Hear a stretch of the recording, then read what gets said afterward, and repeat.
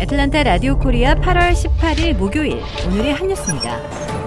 미 중앙은행은 연방준비제도가 인플레이션이 잡힐 때까지는 경제 성장세를 꺾을 정도로 기준금리를 올려야 한다고 밝혔습니다. 다만 언젠가는 금리 인상의 속도가 느려질 것이라며 시장에 복합적인 메시지를 던졌습니다.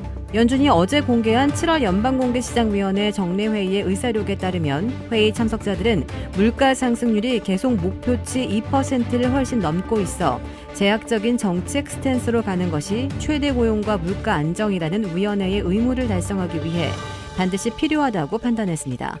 이는 향후 기준금리가 중립금리를 넘어 경제 성장을 둔화하는 수준까지 올라야 한다는 뜻으로 해석되고 있습니다. 지난달 26일에서 27일 열린 FOMC 정례회의에서 연준은 2달 연속 자이언트 스텝을 단행하며 기준금리를 2.25%에서 2.5%로 올렸지만 추가 인상이 불가피하다는 의미이기도 합니다.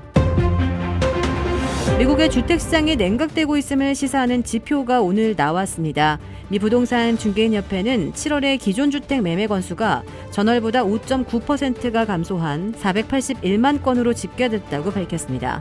부동산 시장이 뜨거웠던 전년 동월과 비교하면 20.2% 급감한 것으로 블룸버그 통신이 집계한 전문가 전망치 486만 건도 하회했습니다. 지난달 매매 건수는 코로나19 사태 직후 주택시장이 일시적으로 무너졌던 2020년 5월을 제외하면 지난 2015년 11월 이후 최저치입니다. 이로써 미국의 주택 매매 건수는 6개월 연속 감소세를 이어갔습니다. 또 지난달 매매 건수는 올해 1월과 비교하면 26%가 줄어들어 6개월 단위로는 지난 1999년 이후 가장 큰 감소폭을 기록했습니다. 고공행진하던 집값도 살짝 꺾이는 조짐을 보이고 있습니다. 미 교통사고 사망자가 20년 만에 최고치를 찍었다고 로이터 통신이 어제 보도했습니다. 미국에서 교통사고가 갑자기 늘어난 것은 코로나19 팬데믹에 영향이 있을 것이라는 관측이 나오는 가운데 이 기간 과속 등에 대한 경찰의 단속이 줄어 운전자의 위험 운전이 늘어났을 것이라는 분석입니다. 미 도로교통안전국은 올해 1분기 교통사고 사망자는 작년 동기 대비 7%가 늘어난 9,560명으로 잠정 집계됐습니다. 이는 20년 전인 2002년 1분기 이후 최고치입니다. 미 도로교통안전국 스티븐 클리프 국장은 사고 통계 숫자는 여전히 잘못된 방향으로 가고 있다면서 모든 주가 교통 안전을 위해 단호해져야 할 때라고 말했습니다.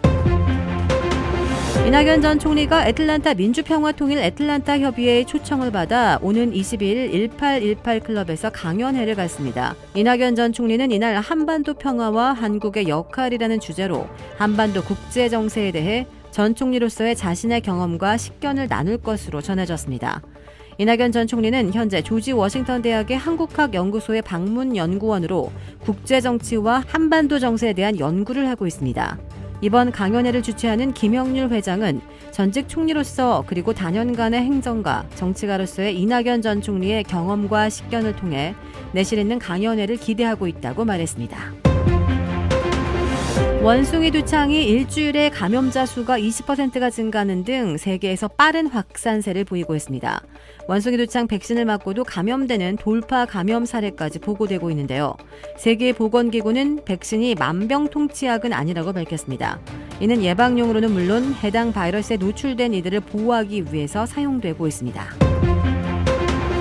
뉴질랜드 경찰은 오클랜드의 한 가족이 온라인 경매를 구매한 여행 가방 2개에서 나온 시신이 어린이 2명의 것으로 확인됐다고 현지 시간 18일 밝혔습니다.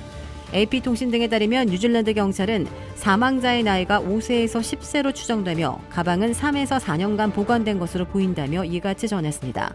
경찰은 시신은 비슷한 크기의 여행 가방 2개에 숨겨져 있었다고 설명했습니다. 지난주 물품 보관 창고에서 가방을 구입해 집으로 가져온 가족은 아이들의 사망과는 관련이 없으며 이번 사건으로 매우 괴로워하고 있다고 밝혔습니다. 경찰은 가방이 보관돼 있던 창고에 CCTV를 가져와 조사하는 방안을 검토하고 있지만 사건 발생 후 시간이 꽤 흘러 자료 확보가 쉽지는 않을 것이라고 설명했습니다. 주택 구매뿐만 아니라 커머셜, 웨어하우스, 비즈니스 건물까지 부동산계의 큰손 이주환 부동산. 크레딧 카드 빚 최대 80%까지 탕감. 크레딧은 지켜드리고 빚은 줄여드리는 O3 컨설팅이 오늘의 한 뉴스를 후원합니다. 이상 애틀란타 라디오 코리아 8월 18일 목요일 오늘의 한 뉴스의 고지선이었습니다.